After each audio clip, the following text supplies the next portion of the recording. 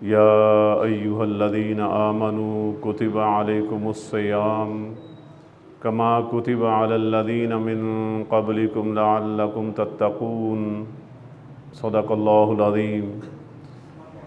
ان اللہ وملائکتہ یصلون علی النبی یا ایہا الذین آمنوا صلوا علیہ وسلموا تسلیما۔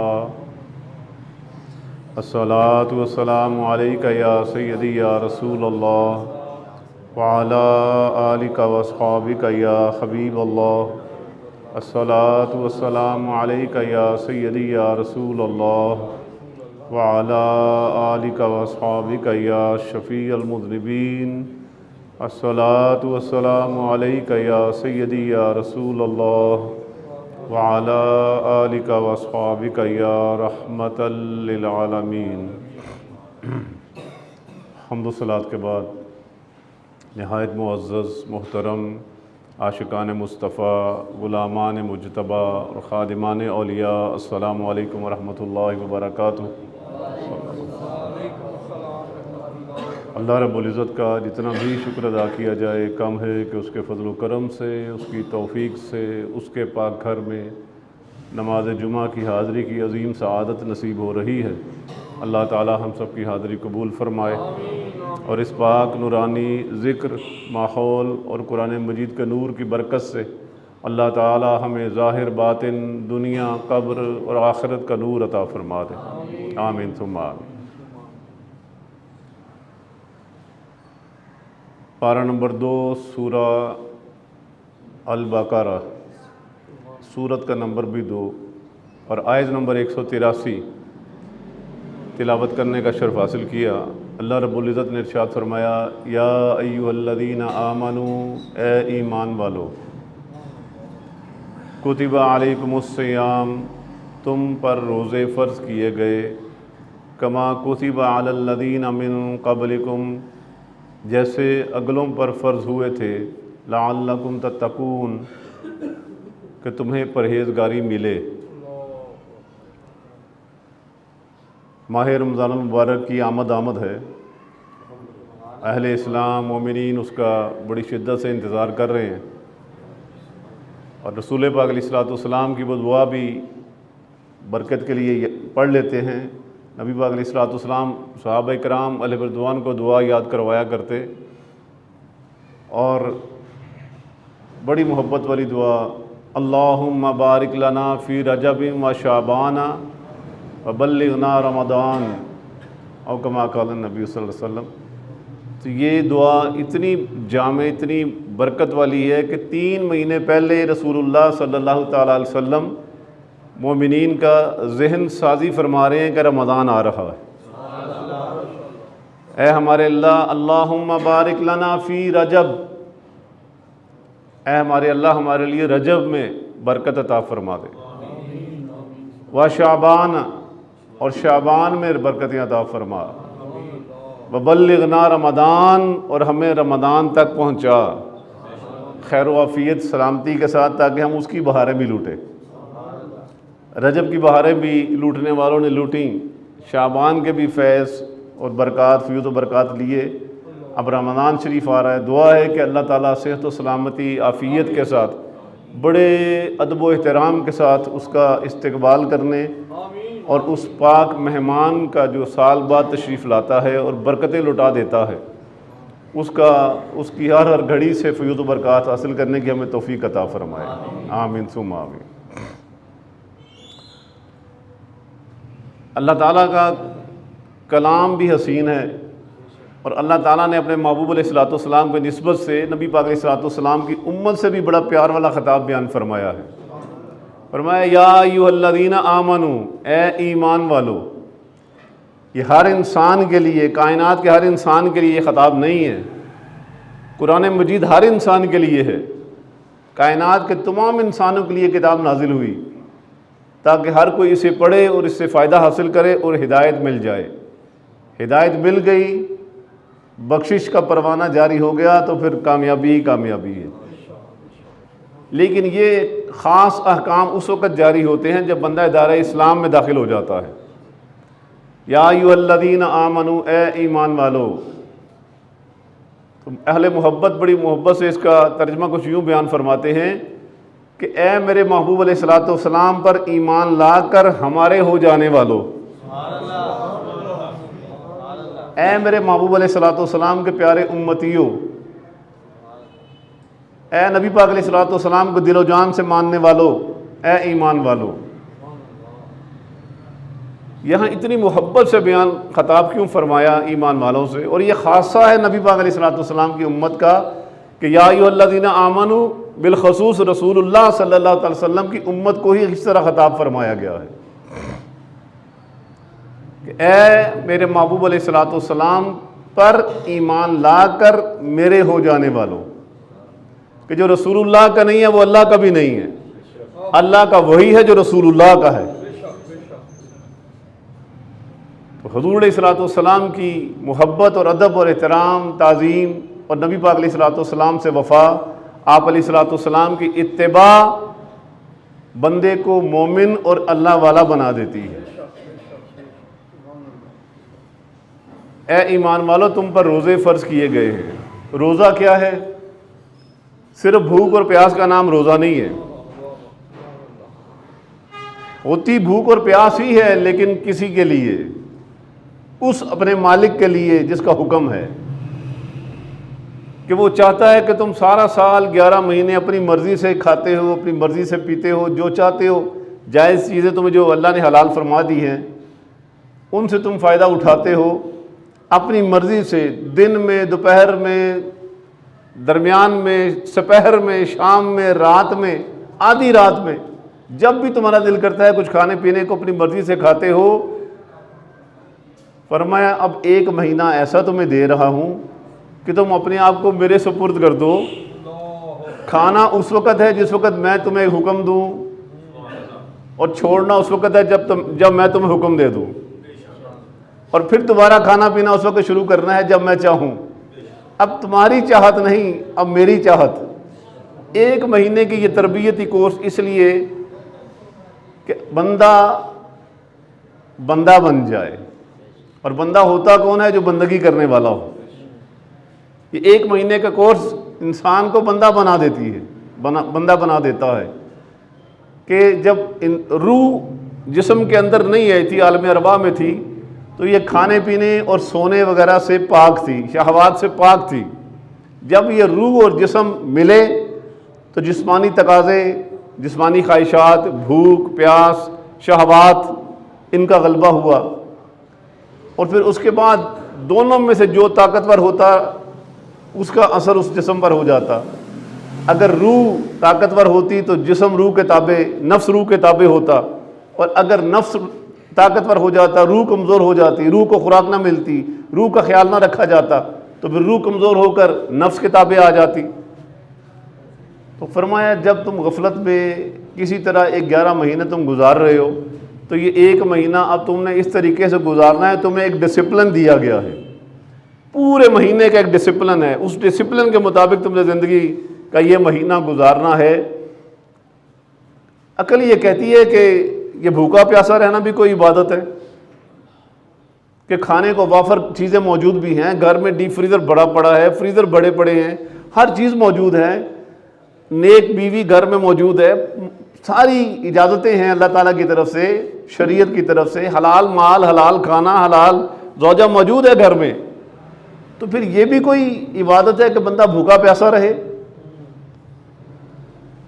تو یہ عقل ہے نا جو بڑی عیار ہے، قدم قدم پر دھوکہ دیتی ہے. اس کی پرواز تو صرف اتنی سی ہے عقل کی کہ آپ گاڑی میں گرمیوں کے موسم میں سفر کر رہے ہوں تو سامنے سڑک پر آپ جا رہے ہوں تو سامنے دور شدت کی چلچلاتی دھوپ میں لگے گا جیسے پانی کھڑا ہے سڑک کے اوپر. آنکھیں دیکھیں گی اور عقل کہے گی آگے پانی ہے. عقل کی ناقص ہونا اور اس کی محدودیت کا میں آپ کو بتا رہا ہوں کہ عقل خود کتنی ناقص ہے. آنکھیں دکھاتی ہیں وہاں پر پانی ہے، عقل مان لیتی ہے کہ وہاں پانی ہے، لیکن جب وہ گاڑی اور وہ ٹرانسپورٹ آپ لے کر وہاں پہنچتے ہیں جہاں آپ کو پانی لگ رہا ہوتا ہے لیکن پانی وہاں ہوتا نہیں ہے، تو جو آنکھوں کو نظر آئے اور عقل اس کو مان لے تو بعض اوقات وہ درست نہیں ہوتا. عقل کہتی ہے کہ بھوکا پیاسا رہنا کہ یہ بھی کوئی عبادت ہے، تو عقل کو چھوڑ دے۔ عقل کہتی ہے جون جولائی اگست کے مہینے میں روزے رکھنا، بھوکا پیاسا رہنا، یہ بھی کوئی عبادت ہے؟ تو عقل تو ہے ہی محدود، عقل بہت محدود ہے، ایمان عقل سے بہت اوپر ہے۔ ایمان کی نعمت اللہ تعالیٰ نے، عقل کی بھی نعمت ہے، لیکن عقل کی نعمت سے ایمان کی نعمت بہت بلند والا، عرفہ والا ہے۔ ایمان یہ نہیں کہتا کہ اے عقل اگر تجھے بات سمجھ آئے تو مانے، اگر بات سمجھ آئے تو نہ مانے۔ فرمایا ایمان یہ کہتا ہے کہ اللہ مالک خالق جو فرماتا ہے بس وہ کر جا، جو تیرے مالک کا حکم ہے، جو تیرے خالق کا حکم ہے، بس تو نے وہ کرنا ہے۔ تیری بات، وہ بات تیری سمجھ میں آئے یا نہ آئے، تیری سمجھ کا قصور ہو سکتا ہے، لیکن مالک نے جو دین اسلام، جو آسان دین تجھ پر نازل فرمایا ہے، جو تمہیں عطا فرمایا ہے، جو دین فطرت تمہیں عطا فرمایا ہے، وہ اتنا آسان ہے، اتنا آسان ہے کہ عقل کو چھوڑ کر اگر تو ایمان کی دولت کے ساتھ، ایمان کی نظر کے ساتھ اور ایمان کی ہمت کے ساتھ اگر تو اس کو دیکھے گا تو وہ کام تیرے لیے کرنا بڑا آسان ہو جائے گا۔ کیا جون جولائی اگست کے روزے رکھے نہیں؟ آج مارچ چل رہا ہے، مارچ کے اینڈ میں روزے آ رہے ہیں، موسم تھوڑا سا ٹھنڈا سا ہے، بارش ہو رہی ہے، آج کنمن ہو رہی ہے، ٹھنڈی ہوائیں چل رہی ہیں، لیکن انہی جنہوں نے روزہ رکھنا ہے جون کے بھی رکھے، مئی کے بھی رکھے، جولائی کے بھی رکھے، اگست میں بھی رکھے، ستمبر میں بھی رکھے، اور نوجوانوں نے تو رکھنے ہی رکھنے تھے جنہیں اللہ نے ویسے بھی جوانی عطا فرمائی ہے اور ایمان کی بھی جوانی عطا فرمائی ہے، ایمان کی بھی ہمت عطا فرمائی ہے، انہوں نے تو رکھے ہی رکھے ہیں۔ بزرگوں نے بھی رکھے، 6-6 7-7 سال کے عمر کی بچوں نے بھی رکھے، بچیوں نے بھی رکھے۔ گرمی، شدید گرمی کا موسم ہے، کیوں؟ اس لیے کہ مالک کا حکم ہے، والدین نے ان کی تربیت کی، بیٹا روزہ رکھنا ہے، بیٹی روزہ رکھنا ہے، اللہ کا حکم ہے، نبی پاک علیہ الصلوۃ والسلام نے حکم ہم تک پہنچایا ہے، یہ دین اسلام کا لازمی حصہ ہے، دین اسلام کا لازمی رکن ہے روزہ رکھنا۔ تو بچے، ان کا بھی ذہن سازی ہو، ان کی بھی تربیت ہوتی ہے، پھر وہ یہ نہیں دیکھتے کہ میں نے یہ گرمی کا موسم ہے یا سردی کا موسم ہے، بس ان کا جب ذہن بنتا ہے، ان کے اندر ایمان کی حلاوت جب پیدا ہوتی ہے اور اللہ اور اس کے رسول کی محبت کا جب ان کے دلوں میں ڈالا جاتا ہے، پھر بچہ یہ نہیں دیکھتا کہ میں تو چھوٹا بچہ ہوں، میں تو 6 سال کا ہوں، میں تو 7 سال کا ہوں، میں روزہ کیسے رکھوں گا، یہ رکھوں گی۔ بس جب اس کا ذہن بن جاتا ہے، اس کے ذہن میں نبی پاک علیہ الصلوۃ والسلام کی محبت کا، جو عشق الہی، جو محبت الہی کا بیج ہوتا ہے، جب اس میں ڈال دیا جاتا ہے، پھر گرمی کی شدت بھی اسے محسوس نہیں ہوتی، بلکہ بعض اوقات وہ روزہ رکھتے رکھتے کسی دن سحری میں اسے نہ بھی اٹھائے نا تو وہ گھر والوں سے لڑتا ہے کہ تم نے مجھے اٹھایا کیوں نہیں ہے، میں نے روزہ رکھنا تھا، اور پھر وہ 8 پیرا روزہ بھی رکھ لیتا ہے گرمیوں کے موسم میں بھی۔ تو یہ عقل کی بات، عقل کی پرواز نہیں ہے یہاں پر، یہ ایمان کی ہمت ہے، یہ ایمان کی قوت ہوتی ہے جو اللہ کا حکم ماننے پر اسے مائل کر دیتی ہے، اس پر یہ یقین غالب آ جاتا ہے کہ میرے مالک کا یہ حکم ہے۔ یہ ہے یا ایھا الذین آمنو، اے ایمان والو۔ اسی لیے علماء فرماتے ہیں کہ اے لوگو، حکم الہی کے مقابلے میں اپنی عقل کو نہ چلا، حکم الہی کے مقابلے میں اپنی عقل کو نہ چلا، ورنہ یہ تو ویسے ہی چل جائے گی اور تجھے گمراہی کی پستی میں گرا دے گی، اور پھر وہاں سے نجات ممکن نہیں ہے۔ اللہ کے حکم کو کہے کہ میں اس وقت مانوں گا جب یہ مجھے سمجھ آئے، سمجھ آئے گا تو عمل کروں گا، نہیں سمجھ آئے گا تو نہیں مانوں گا۔ فرمایا ایمان یہ نہیں ہے، اللہ تعالیٰ نے یہ نہیں فرمایا اے عقل والو، فرمایا اے ایمان والو، یا ایھا الذین آمنو، اے ایمان والو۔ تو ایمان ہے ہی وہی کہ جو نبی پاک علیہ الصلوۃ والسلام پر ایمان لا کر، نبی پاک علیہ الصلوۃ والسلام کا وفادار بن کر اللہ اور اس کے رسول کی اطاعت میں آ جائے۔ تو جو پہلے میں نے وہ جملہ ایک بڑا محبت والا عرض کیا نا، جو اہل محبت نے فرمایا ہے یا ایھا الذین آمنو، لفظی ترجمہ کیا ہے؟ اے ایمان والو۔ تو اہل محبت اس کا ترجمہ کیا سمجھاتے ہیں؟ فرمایا اے میرے محبوب پر ایمان لا کر ہمارے ہو جانے والو۔ اب یہاں رسول اللہ صلی اللہ علیہ وسلم کا جو ہو جاتا ہے تو وہ کہے میں اللہ کا ہو گیا ہوں، اللہ تعالیٰ کو اسے یہ بات اتنی پسند آتی ہے کہ جو میرے محبوب کا ہو کر میرے محبوب کی اتباع میں اور کامل اتباع میں آ جاتا ہے، پھر اللہ فرماتا ہے یہ تو کہتا ہی ہے کہ میرا ہو گیا ہے، اللہ کا ہو گیا ہوں، اللہ خود فرماتا ہے میں اس کا ہو گیا ہوں۔ قل ان کنتم تحبون اللہ فاتبعونی یحببکم اللہ. محبوب نے فرما دیجئے یہ جو کہتے ہیں کہ ہم اللہ سے محبت کرتے ہیں، یہ جو تم اللہ کا محبت کا دعویٰ کرتے ہو، فاتبعونی میری اتباع میں آ جاؤ، میرے قدموں کے پیچھے پیچھے چلتے آؤ، میرے نقش قدم کو اپنا لو، میرے پیچھے پیچھے چلو.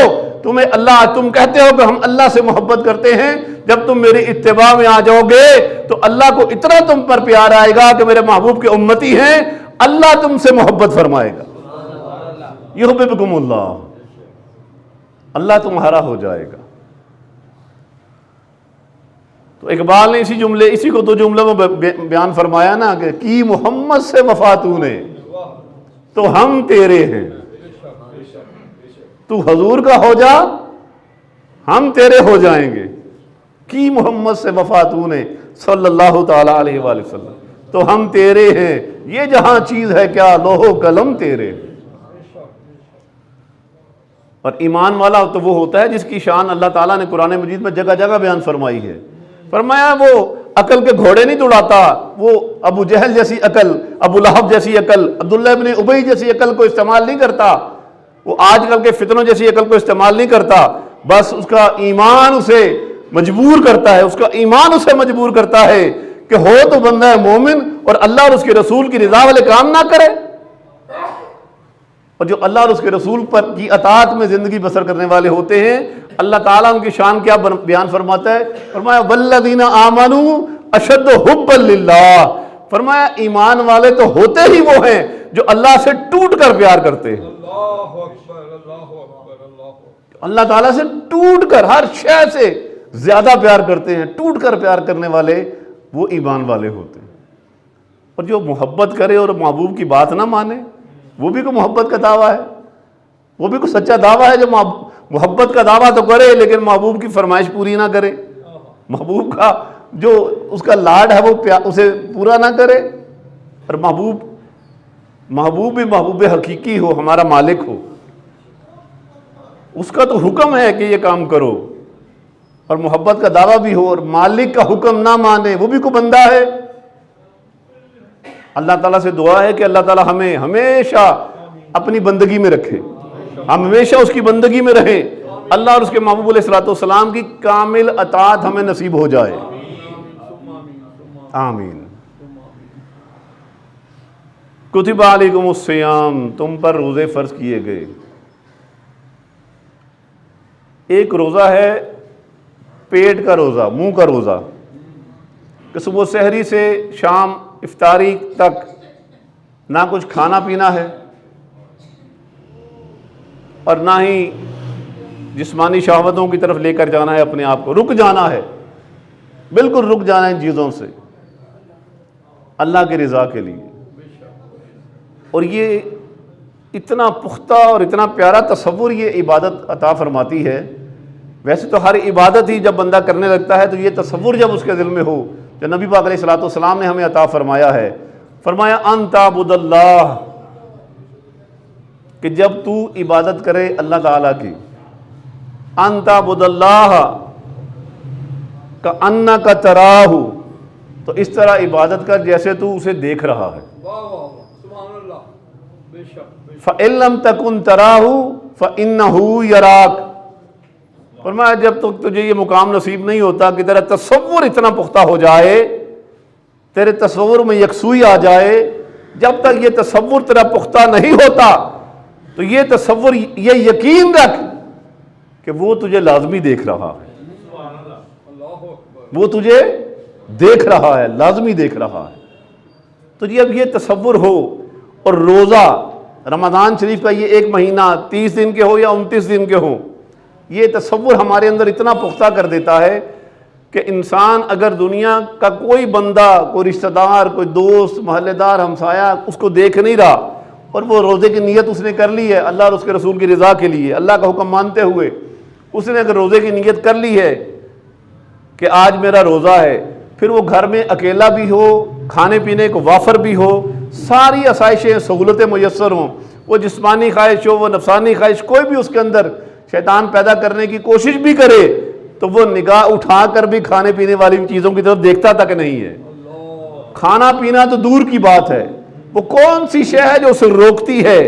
وہ ایک تصور جو رسول اللہ نے ہمیں عطا فرما دیا کہ بے شک زمانے کا کوئی بندہ تجھے نہیں دیکھ رہا، تیرا رشتہ دار، تیری اولاد، تیرے والدین، تیرے بہن بھائی تجھے نہیں دیکھ رہے، کوئی نہیں دیکھ رہا، لیکن کوئی ہے جو تجھے دیکھ رہا ہے۔ تیرا اللہ تجھے دیکھ رہا ہے، تیرا مالک تجھے دیکھ رہا ہے۔ تو یہ اتنا پیارا تصور اور اس کی پختگی اور یہ تعلق اللہ کے ساتھ جب انسان کا جڑ جاتا ہے تو جب حلال چیزوں کی طرف ہاتھ بڑھاتے ہوئے وہ رک جائے، حلال چیزوں کی طرف نگاہ نہ اٹھائے، تو اس کی تربیت کا اصل مقصد ہی یہ ہے کہ تو اگر حلال چیزوں سے رک جاتا ہے اللہ اور اس کے رسول کی رضا کے لیے، تو حرام چیزیں تو ویسے ہی اللہ اور اس کے رسول نے حرام فرما دی ہیں، ان کی طرف تیرا قدم، تیرے ہاتھ اٹھنا تو دور کی بات ہے، تیرا تصور بھی ان کی طرف نہیں جانا چاہیے، تیرا خیال بھی ان کی طرف نہیں جانا چاہیے۔ یہ ہے روزہ، کہ صرف پیٹ اور منہ کا روزہ نہیں ہے بلکہ دل کا بھی روزہ ہو، ذہن کا بھی روزہ ہو کہ برا خیال ذہن میں نہ آئے، آنکھ کا بھی روزہ ہو کہ کہیں اس سے کوئی گناہ سرزد نہ ہو جائے، زبان کا بھی روزہ ہو، اس سے غیبت، چگلی، جھوٹ، گالی گلوچ نہ ادا ہو، کانوں کا بھی روزہ ہو کہ گانے باجے، جھوٹ، چگلی، اس طرح کی کوئی چیز نہ سنے بندہ، ہاتھوں اور پاؤں کا بھی روزہ ہو کہ یہ اٹھیں تو قرآن مجید پڑھنے کے لیے، یہ نماز کے لیے، یہ وضو کے لیے، نیکی کے کاموں کے لیے یہ اٹھیں ہاتھ اور پاؤں۔ فرمایا برائی کی طرف جانے سے یہ بھی رک جائیں۔ اور یہ ایک مہینے کی جو پریکٹس ہے، پورے ایک مہینے کی، یہ پریکٹس تجھے باقی 11 مہینوں میں کام آئے، بلکہ پورے سال کے لیے، بلکہ پوری زندگی کے لیے تیرے کام آ جائے کہ یہ جو میں نے عمل کیا ہے، یہ جو میں نے کورس کیا ہے، اب اس کا فائدہ بھی تو ہو، اس کا فائدہ بھی تو اٹھانا ہے۔ اور وہ فائدہ کیا ہے؟ اللہ کی رضا، اللہ اور اس کے رسول علیہ الصلوۃ والسلام کی رضا۔ برادران اسلام، اللہ کا بڑا کرم کہ اللہ تعالی ہمیں ابھی چند دن پڑے ہیں، اللہ تعالی ہمیں پہنچا دے رمضان شریف تک، کہ ہمیں دوبارہ ماہ رمضان نصیب ہو رہا ہے۔ اور رمضان المبارک کے بارے میں نبی پاک علیہ الصلوۃ والسلام نے بڑی بڑی خوبصورت اور بڑی عالی شان بڑے بڑے پیارے وعدے ہمیں عطا فرمائے ہیں۔ فرمایا اگر میری امت کو پتہ چل جائے نا رمضان المبارک کا مہینہ جو ہے یہ کتنا بابرکت ہے، تو یہ تمنا کریں کہ سارا سال رمضان ہی ہو، ساری زندگی روزے رکھتا رہوں، رمضان شریف ہی ہو سارا سال، ساری عمر رمضان المبارک ہی چلتا رہے۔ اتنی برکتیں کتنی ہوں گی اللہ جانے اور اس کے رسول جانے، بس یہ اشارہ فرما دیا کہ اگر ان کو پتہ چل جائے کہ اس کی کتنی برکتیں ہیں تو تمنا کریں کہ ہمیشہ رمضان المبارک ہی ہو۔ اور فرمایا یہ ایسا ہے کہ اگر اس مہینے میں انسان کوئی نفل پڑھے تو اسے فرضوں کے برابر ثواب ملتا ہے، اور اگر کوئی فرض ادا کرے تو 70 فرضوں کے برابر اجر ملتا ہے۔ یعنی نیکی کا ریٹ اللہ تعالیٰ بڑھا دیتا ہے، 1 سے 70 گنا زیادہ بڑھ جاتا ہے، اور اللہ چاہے تو 700 گنا بڑھا دے، اور اللہ چاہے تو بے حساب عطا فرما دے۔ اور نبی پاک علیہ الصلوۃ والسلام نے فرمایا، متفق علیہ حدیث، بخاری شریف، مسلم، عن ابی ہریرہ رضی اللہ تعالیٰ عنہ قال قال رسول اللہ صلی اللہ تعالیٰ علیہ وآلہ وسلم اذا دخل رمضان فتحت ابواب السماء وغلقت ابواب جہنم وسلسلت الشیاطین، او کما قال النبی صلی اللہ علیہ وسلم۔ فرمایا جب رمضان المبارک کا مہینہ شروع ہوتا ہے تو اللہ تعالیٰ آسمانوں کے دروازے کھول دیتا ہے، اور ایک روایت میں ہے جنتوں کے دروازے اللہ تعالیٰ کھول دیتا ہے، اور فرمایا جہنم کے دروازے بند کر دیے جاتے ہیں، اور شیاطین کو جکڑ دیا جاتا ہے، شیاطین کو قید کر دیا جاتا ہے۔ اور فرمایا کہ رمضان المبارک کے مہینے میں جو بندہ ایک دن رمضان المبارک کی راتوں میں یا دن میں ایک سجدہ کرے، اور رات میں اگر کوئی سجدہ کرے، فرمایا اللہ تعالیٰ اس کے نامہ اعمال میں 1500 نیکیاں درج فرما دیتا ہے۔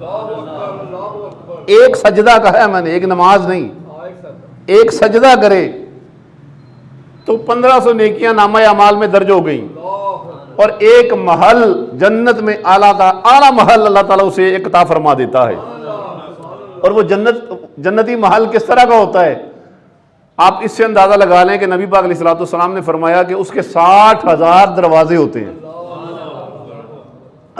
کتنے دروازے؟ 60,000 دروازے ہوں گے۔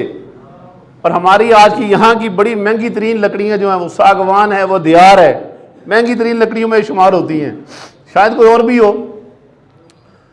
وہاں پر اس جنت کے جو 60,000 دروازے ہوں گے نا محل کے، وہ نہ دیار کے ہوں گے نہ ساگوان کے ہوں گے، بلکہ فرمایا کہ وہ سونے کے پٹ ہوں گے۔ ان دروازوں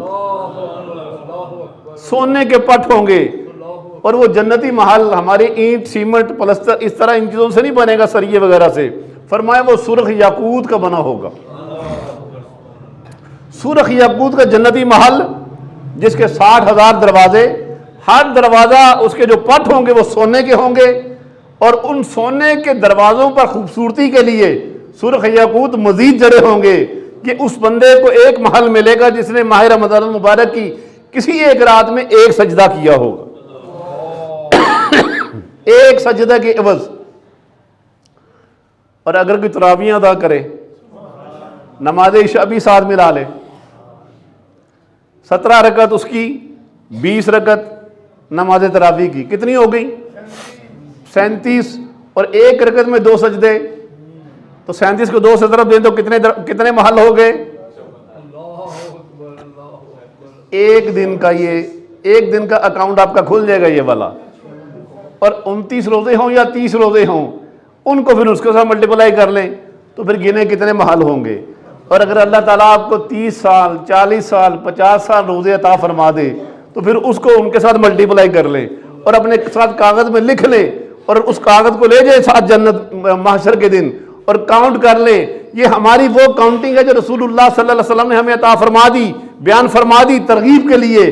آگے ہم دیکھیں، ہو سکتا ہے اس سے کئی گنا زیادہ بھی ہو کہ اس کی شان اس سے بھی عرفہ والا ہے، وہ چاہے تو اس کو کئی گنا اور بڑھا دے۔